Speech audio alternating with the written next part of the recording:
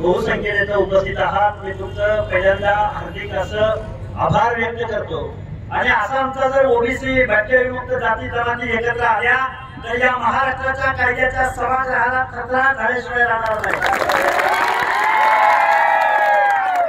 महाराष्ट्र आहे। अरे या जिंतूर मध्ये आलो तर जेसीबी मधून फुलांची उधळण केली इथल्या लोकांनी, तुम्हाला आम्हाला दाखवायची आहे। हा आमचा महाराष्ट्र आहे।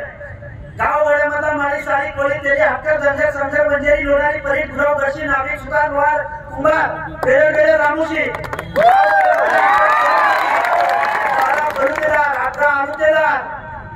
या सगळ्या माणसांचा हा महाराष्ट्र आहे। छत्रपती शिवरायांच्या रयतेचा हा महाराष्ट्र आहे। माझ्या फुले शाहू आंबेडकरांचा हा महाराष्ट्र आहे। बाबांना भाषण करण्यासारखं खूप आहे। आम्ही 10 दिवस उपोषण केलं। बोलीगोत्री या गावामध्ये जालना जिल्ह्यामध्ये एका खेडेगावामध्ये उपोषण केलं। या महाराष्ट्रामधला प्रत्येक माणूस तिथं आम्हाला भेटायला आला। आपलं ओबीसीचं आरक्षण हिरावून घेतलं जातंय। बोगस कुर्ल्याच्या नोंदीद्वारे आमच्या ओबीसीचं आरक्षण उद्ध्वस्त करण्याचा घाट या महाराष्ट्राच्या मुख्यमंत्र्यांनी घातलाय। हे तुम्ही आम्ही सहन करायचं? अजिबात सहन करायचं नाही। जातीने एकत्रित यायचं। महात्मा फुले म्हणून गेले होते, सत्य वाचून सकळ काळात झाल्या अवघडा।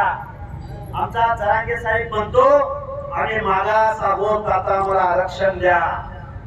मग जर तुम्ही मागास असाल तर मग पुढे कोण आहे? तुम्ही मागास असाल तर मग ओबीसीने तुमच्यावर अन्याय केला का?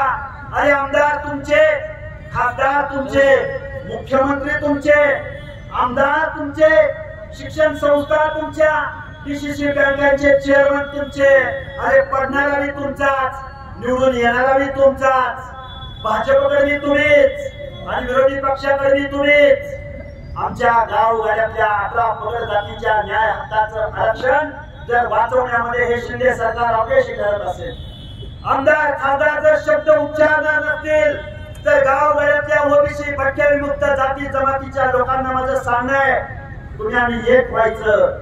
तुमचं कोण परका कोण, आपला कोण परका कोण, हे इथून पुढच्या कालावधीमध्ये तुम्ही विचार करायला शिकलं पाहिजे। ओबीसी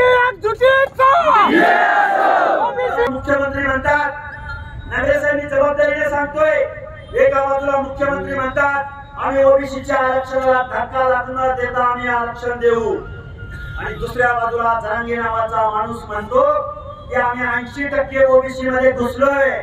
आता सगळ्या सोयऱ्याच्या अध्यादेशाद्वारे आम्ही 20% उरलेले पण घुसतोय। म्हणजे 100% जर मराठा बांधव ओबीसी मध्ये आले तर आमचा ओबीसी मधला भटक्याविमुक्तामधला आमचा एखादा कुरमुड्या जोशी, आमचा एखादा मेळंग्या, आमचा एखादा नाथपती लवरी गोसावी, आमचा एखादा बंजारा, आमचा एखादा ऊसतोडणारा बंजारी, आमचा एखादा मेंढपाळ, अरे आमची लोक तुमच्या कॉम्पिटिशनला टिकू शकतील का? आमच्या या पालामध्ये जर हा उंट घुसला तर तुमचं आमचं पाल टिकेल का? या गोष्टीचा तुम्हाला मला विचार करावा लागेल। या पहिल्या आणि गुंग्या सरकारला सांगावं लागेल, या तमाम 18 पगड जातींचा हा महाराष्ट्र आहे। एवढा इथून पुढच्या कालावधीमध्ये या अवलादी फक्त मतपेटीला घाबरतात। डॉक्टर बाबासाहेब आंबेडकर काय म्हणाले होते? डॉक्टर बाबासाहेब आंबेडकर म्हणाले होते तुम्हाला आता राज्यकर्ते जमात बनलं पाहिजे। डॉक्टर बाबासाहेब आंबेडकरांनी 340व्या कलमामध्ये ओबीसींना आरक्षण दिलं, 341व्या 42व्या कलमामध्ये एसटीला आरक्षण दिलं। तुमच्या आरक्षणासाठी डॉक्टर बाबासाहेबांनी कायदेमंत्री पदाचा राजीनामा दिला, पण तुमचं आमचं आरक्षण 94-95 ला मिळालं। बाबांना जाता जाता एकच सांगतो, तुमचं आमचं हे न्याय हक्क अधिकार अस्मिता, तुमचा आमचा स्वाभिमान, गावगाड्यातलं तुमचं आमचं प्रतिनिधित्व जर वाचवायचं असेल तर तुम्हाला आम्हाला एक व्हावं लागेल। आपल्या सगळ्या पुढाऱ्यांना एक व्हावं लागेल, कारण हे आरक्षण वाचवायला आता फुले शाहू आंबेडकर जन्माला येणार नाही, तर गावगाड्यातल्या त्या बांडपोरांनी पुढारलं पाहिजे। एक शेवटचं उदाहरण तुम्हाला सांगतो, स्वर्गीय गोपीनाथराव मुंडे नावाचा एक लोकनेता भारतीय जनता पार्टीचा राष्ट्रीय नेता होता, पण या नेत्याने काय केलं माहितीये? 2011 साली या संसदेला ओबीसीच्या प्रश्नावर घेराव घातला।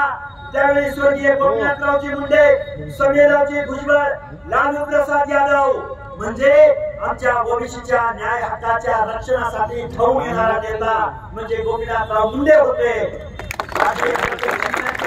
तुम्ही कुठल्याही पक्षात असा, नेत्यांनी ओबीसीच्या प्रश्नावर एक झालं पाहिजे, एकत्रित आलं पाहिजे आणि आवाज उठवला पाहिजे। आम्ही काल राष्ट्रमाता जिजाऊंच्या सिंदखेडला गेलो, रात्री मोहरा देवीला गेलो, आता गोपीनाथ गडावर जाणार आहोत, भगवान गडावर जाणार आहोत, अहिल्यादेवी होळकरांच्या चौकीला जाणार आहोत। ऊर्जा स्थळावरून या 18 पगड जातीची मोठ रॅली जाणार आहे। खूप काही गोष्टी बोलता येण्यासारख्या आहेत। आम्ही ऑलरेडी 3 ते 4 तास लेट झालोय।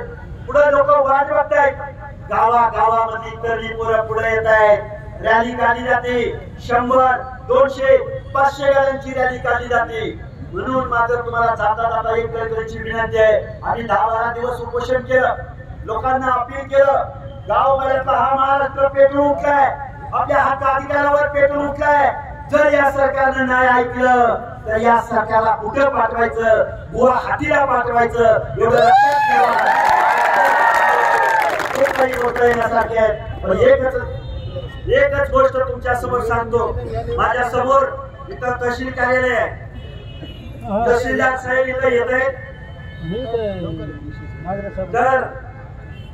तर बंधूंनो, सोनपेठ तालुक्यातील सायखेडा शिवारात बंजारा आणि पारधी समाजावरती जातीवादी अमानुष घटनेतून मारहाण करण्यात आली, तेव्हा त्या आरोपींना जर प्रशासनाने त्यांच्यावर कारवाई नाही केली। एबीपी माझा, उघडा डोळे बघा नीट।